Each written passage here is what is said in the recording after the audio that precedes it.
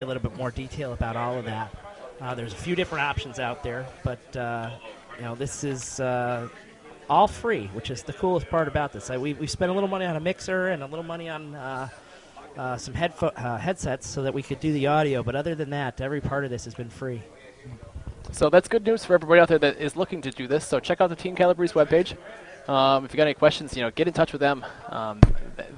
These guys are awesome. They'll be glad to help us out, help anybody out. And hey, we'll gladly come down and play in your Bonspiels and broadcast them and have all that kinds of good fun. Just let us know when, where, how to get there. And we might be able to put that together for you. So here we go. We got Spartacus coming down. It looks like they're playing some sort of hit here. Almost like they want to do a takeout on those stones. It looks like they might be playing a double roll here. Or a double hit. Maybe a triple? Maybe a triple with a big roll. One. Let's see. Nope. They got one, but they got one of them out. So there's still... It looks like the Spartacus is sitting third shot right now. So Nashua's got two in the back here. Back 8-foot with the hammer. So here comes the hammer. Here comes the hammer. Ooh. They're going to play a little tap here, it looks like. Tap, possibly a split. I doubt the split's really there, but it's possible. If you came to the inside of that or that stone they're pointing at right now, you might be able to slide under and get both of them in. They could be right back into this game. The split is there. However, I almost would draw to the other side and just take your three and walk away from this end. I like the tap is a pretty safe shot. If you were to come the other direction and over curl, you could tap the red one in. That is Although true. you could over curl on this side too, but I guess there's a little more opening over here. Although there are backers on the other side, but you can't push them back very far. I like the tap. All right, I'll agree with the tap. I defer to Joe on strategic decisions. He's been skipping a lot longer than I have. He's been playing way a lot longer than I have. So about 9 years, right, Joe? Yeah, this is, I think, my 8th year. I might be coming into close to 9. I think I joined in the middle of the season, so. I think I might be 1 year next week. Well, happy anniversary, Chris. The line looks pretty good on this if the weight's right. They're sweeping this pretty hard. They're definitely trying to play the tap. If they get off of it, they might just draw in. This might split if they play it. Oh, they got to stay on it. Nope, it's light. They had to stay on it for the split. Okay, they're going to stay on it just to get in there. Oh, they left it a little too long. Oh, no. So they got two. But they did take two with the hammer, so they're back in it a little bit. It is now 5-2. Potomac leads Nashua here. We're moving into the 5th end. Spartacus. Just to give you a quick update on stats here through 4 ends. Spartacus overall shooting 60.9%. Leading the way is Ken Belfort, lead at 72. Jeff Lee, their skip, is shooting 69%. So that's pretty good for a new skip to be shooting 69%. Dean Diorio, on the other hand, is only shooting about 19%. Yep, so the Diorio team is shooting 35% right now through 4 ends, led by Chris Williamson at lead at 56%. And as Tony just said, there's the skip Dean Diorio is struggling a little bit at 19%. 50% on hits, but he's only 14% on draws. That could come back to haunt them, because remember, if the game is tied after 8, they manage to fight back here. If the game is tied after 8, it is a draw to the button. Yeah, I would say the biggest issue right now is that Diorio has not made any of his last shots, and that's going to make it really difficult to score extra points or keep the other team from scoring extra points. And that really is the difference in the game so far. It's a 3-point game after 4 ends, and if Diorio makes 1 or 2 of those shots, it's probably tie game. This is very true. All right, so Diorio throws up what looks to be a corner guard. Don't know if they wanted it in or not. I'm sure they were definitely looking for a guard being down 3. Spartacus going to try and draw in behind the corner guard now. Still taking quite a bit of ice, so there's still a chunk of curl out there.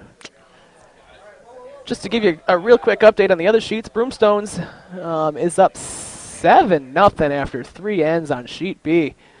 So a big lead going on over there. Not much has changed on C. It's moved now to 7-1 for couple of blowouts going on here whoever's tonight. playing with the Blue Rocks. I'm sorry, I should have wrote that down in front of me. Looks like the Philadelphia team. Nope, not the Philadelphia team. Who are they playing against, Tony? I'm sorry. Yeah, sorry. And then on sheet D is where the action is. It's We have a tie game over there. tied game in the 8th.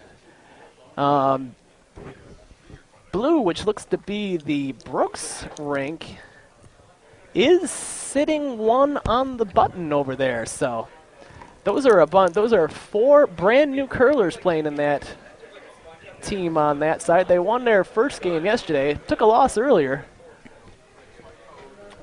but are fighting back a little bit. Hey, Victor from Schenectady, it's Joe. How you doing? I saw your comment. Just wanted to give you a shout out. I heard you won the Schenectady Open last weekend. Congratulations! Congratulations. It's nice to get a win, and then what I heard though was that you maybe the next game out didn't go so well, but there's no doubt in my mind that when you go and win a Bonspiel, you think you can beat anybody. Then you come back, you maybe play a little complicated, and how many times that's happened to me. I've seen that quite a few times, just teams that have come back from Bonspiels. They try and get a little fancy. But congratulations. I saw your outline of how you pulled it off. Way to beat Brooks. I always like to beat Timmy, so congrats on that. All right, so looks like we got Lee sitting 1 now. Diorio is going to just try and play a straight takeout, hit and roll maybe. Don't think they can roll far enough to get behind all them 2 guards on the right-hand side there. So they'll just try and play a little hit and roll to the center. Maybe try and set themselves up for something later in the end here.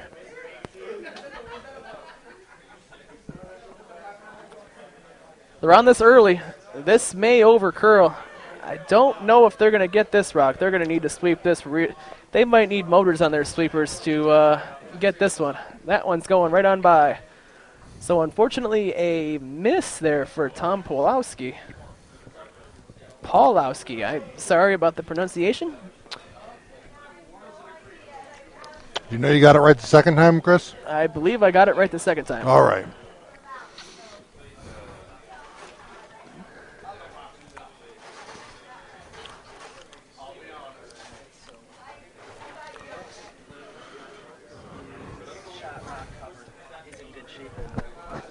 Yeah, Brooks is in really good shape over there on D. Their shot rock is well, we thought they were in really good shape. From our angle, it looked like their shot rock was completely covered, but there was a hole that McNeil just came right down through and picked out.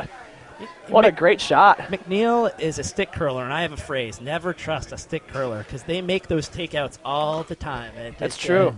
That is true. You never leave a stick curler a takeout. I believe that is a Rochester curler playing lead for them as well on the McNeil team. That is correct, it is. Tim Egan. Tim Egan is playing lead. The McNeil rink was short a player. Tim Egan volunteered to not join the enemy per se, but help them guys out.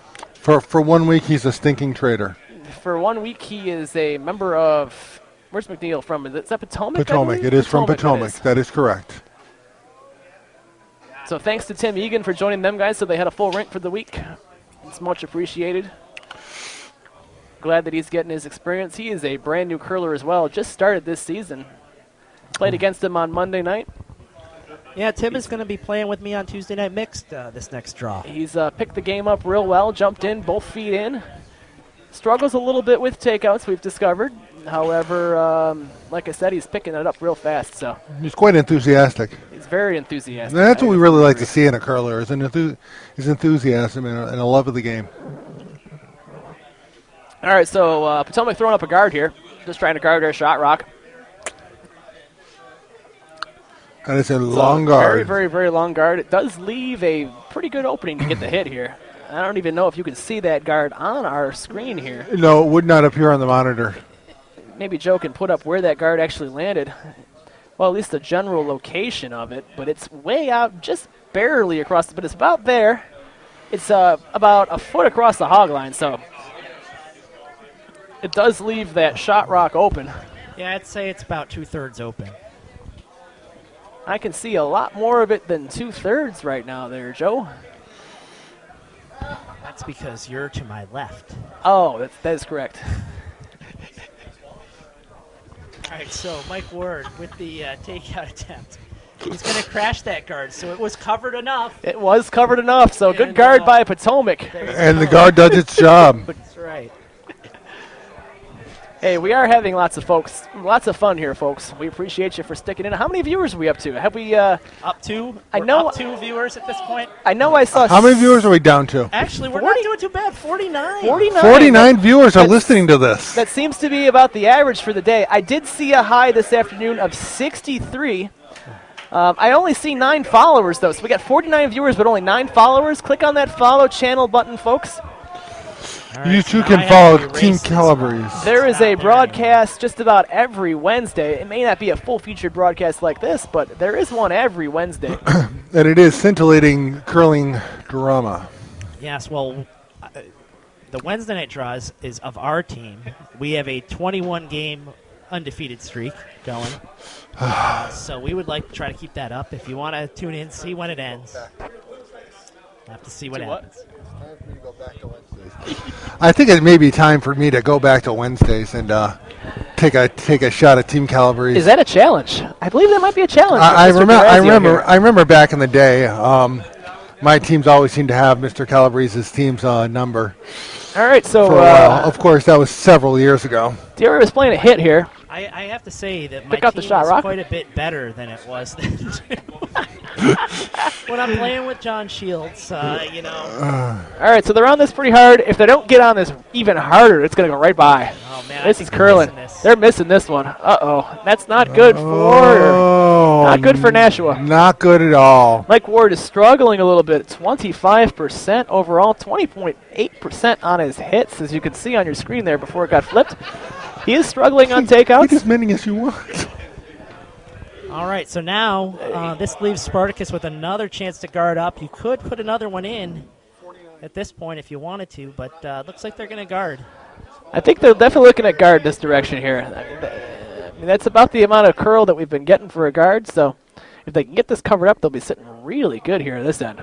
They do have the hammer, so I don't want to... Yeah, you know, with all those guards out in play already, you know, even though your shot rock isn't covered up right now, drawing to the other side wouldn't have been a bad option. Still would have made it difficult. They would have had to hit and roll in order to beat shot rock. All right, well, they came up a little short, and shot rock is still there. It's fully exposed. A soft weight hit and roll will... Sorry to interrupt you there, Joe. It looks like we have a measurement on sheet D for the win. There is a measurement on sheet D for the win, so we'll pay attention a little bit to what's going on over there very, very briefly. But they're going to measure for the win. Closest rock wins the game, as it is tied. There's a rock in the back 8 foot over there for the red team, which is McNeil. There is a rock that is top of the 8 foot for Brooks over there. So they are measuring over there on sheet D for the win. It's a 6-6 tie, 8th end. So there will be a winner here. We just don't know who it is. Yeah, Oh, we're going to find out here real fast. I do believe they're supposed to measure it from the inside of the rock. Correction there by Tristan Moody here, first-year curler. Started just after the Olympics last year. He's playing vice for the Brooks rank. So let's see what we got here. Sorry to take our attention away from A for the moment, but this is a big decision on this sheet.